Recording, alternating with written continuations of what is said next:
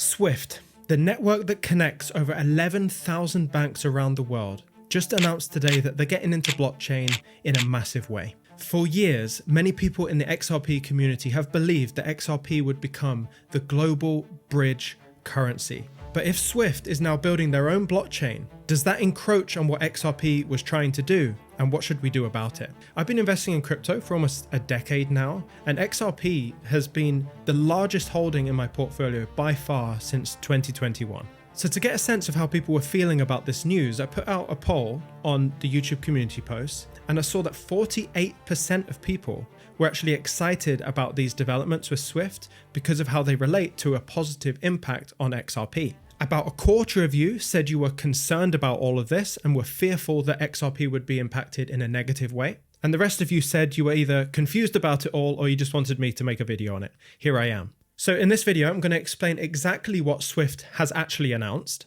why it matters for global finance and crypto as a whole, and then I'm going to go in deeper to see what it realistically means for XRP. And it's just worth noting that this move for Swift is going to change the world. Like there's no doubt about it. And so I really want you to look at all of this information, not as, on one crypto's team, but more along the lines of seeing all the pieces move and see where the whole direction is going. Because you've got people who believe that this is completely validating XRP's case, and you've got people also feeling the exact opposite. The community is actually completely divided on this. And before I continue, I just want to ask you to subscribe to the channel. The videos coming out on this channel over the next couple of months are going to be insane. You're going to be learning things on this channel that you will see nowhere else on the internet. So I think I want to start with the facts, and I want to be very clear. Swift, in this announcement, they're not suggesting that they've created a cryptocurrency. Instead, what they've done is they've brought in 30 of their clients. Remember, they've got 11,000 of them, but they bought 30 of them. These are pretty notable names. And they've said, hey, let's all share one book, essentially, for all the transactions that happen. So when we transact from one bank to another bank, if they're on that shared ledger, the payment will be instantaneous. The fees will be nothing.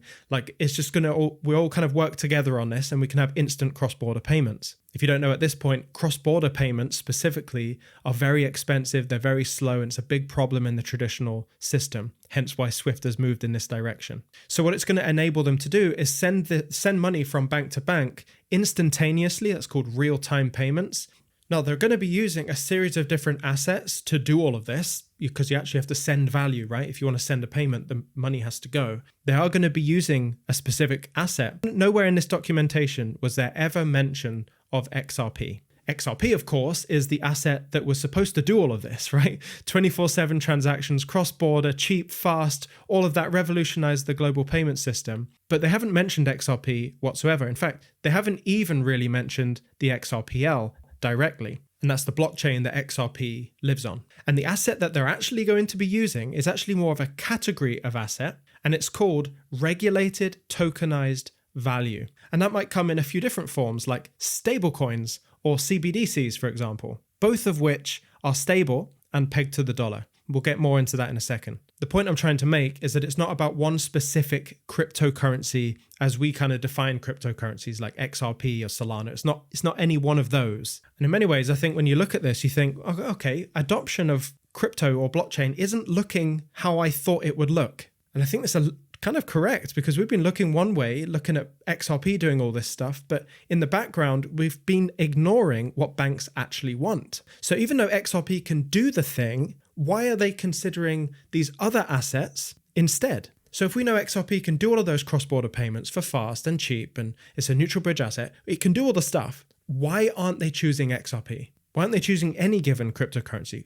And why are they choosing stablecoins? So let's look at why stablecoins are going to be entirely central to this entire project that Swift are doing here on this blockchain. Because I've always looked at stablecoins as just this really boring thing. And so whenever stablecoin conversations came up, I never was interested in it, because it's like, it's just like a dollar. It's not that important. I'm focused on these other things, these transformational things. And what's interesting is that when you think like that and you continue to think like that, you are not thinking about the business model of all of this. You're disregarding banks. You're almost putting banks in the same psychological state as yourself. Banks don't operate like humans. A bank and me are very different things. So we're going to think differently and prioritize different things. My priority is, in fact, volatility. I want volatility so the price of my assets can go up, right? That's how I make money. How a bank makes money, of course, they can see things go up and down, although they're far more conservative. But for them, when they look at payments,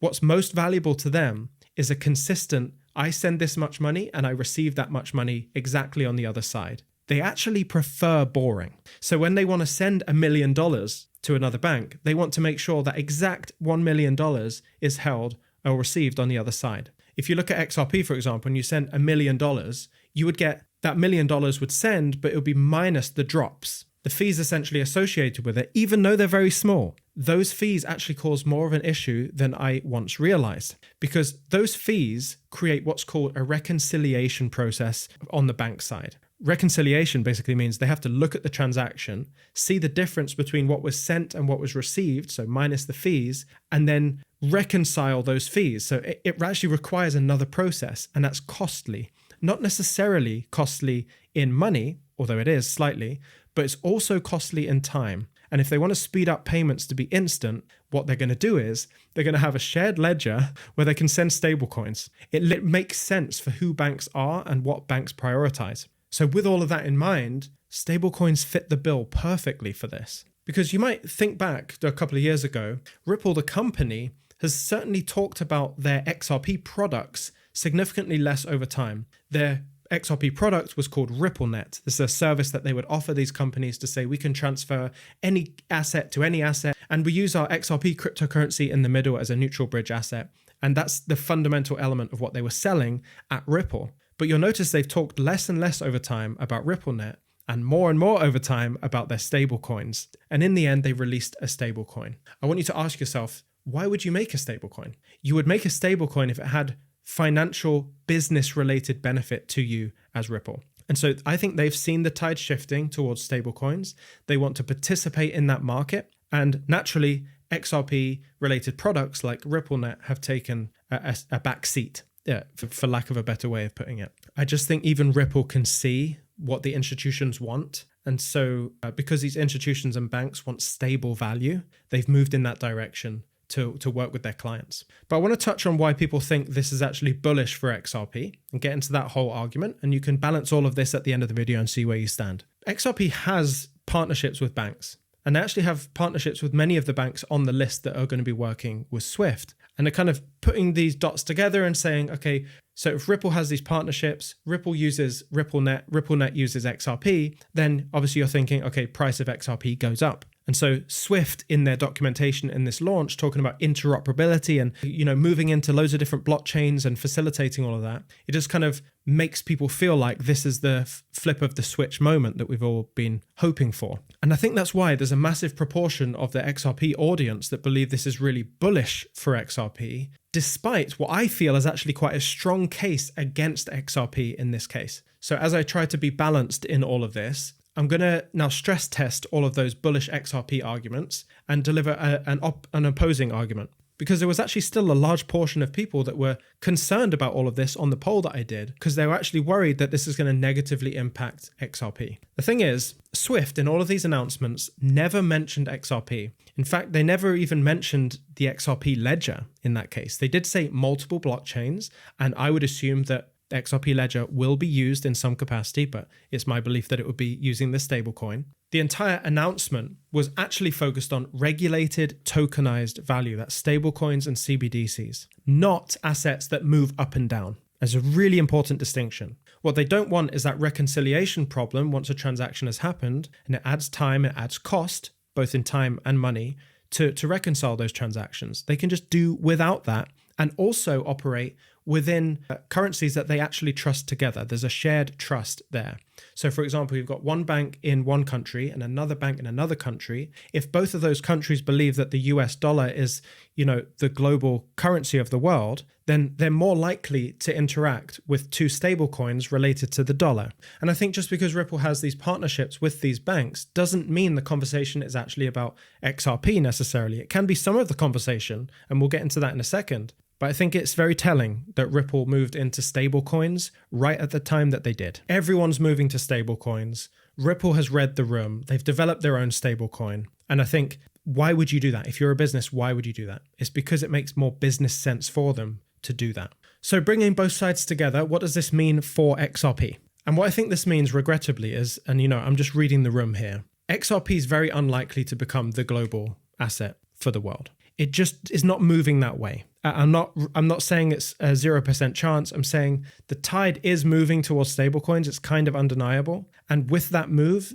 it's going to be hard to turn that boat around. The majority of these large payment corridors, which will be occupied by stablecoins, I even made a tool that you can use and basically have a look at the different payment corridors, the large ones, the medium ones, and the small ones. Which asset, XRP or stablecoins, is more likely to be used in those cases? There's also a little price prediction for a price floor, a utility floor for XRP based on those different corridors. You can check it out. Just register using the link in the description and you can play around with it. What I really want to say is that XRP does this very specific thing very well. And I actually think with this whole thing that's happened here with Swift, yes, it's quite impactful. And I think it impacts the ceiling price for XRP, the big price predictions. I do believe it impacts that, bringing them far, far lower. But what I also have been reflecting on is the floor price for XRP still goes up with this utility.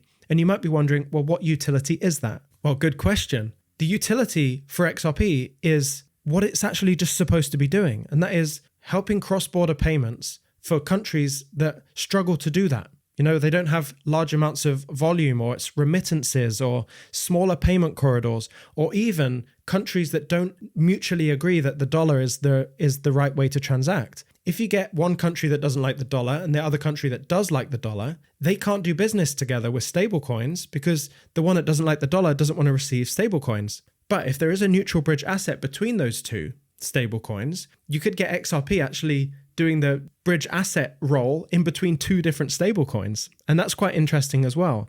And so XRP plays a real role in its specific use case. I just don't think it's as broad and as expansive as I had once believed it was going to be. The tides have changed. I'm reading the room here. Stablecoins is where it's moving, but XRP still plays a massive role in global finance for these smaller payment corridors and unique situations, which is actually what XRP is designed for. But you, of course, will have to just let me know what you think in the comments below. But if you want to think about your portfolio and your plan for this bull run in the same rational way, I've just now reopened up enrollment in my BlockFlow program. It's been going very well for the previous enrollments. We've opened it up again. There's a few more spots available. If you want to apply to join BlockFlow, you can absolutely do so. It's the first link in the first line of the description of this video. We'll examine the application. I'll jump on a call with you and see if it's a good fit. All right, stay emotionless. I'll see you in the next one.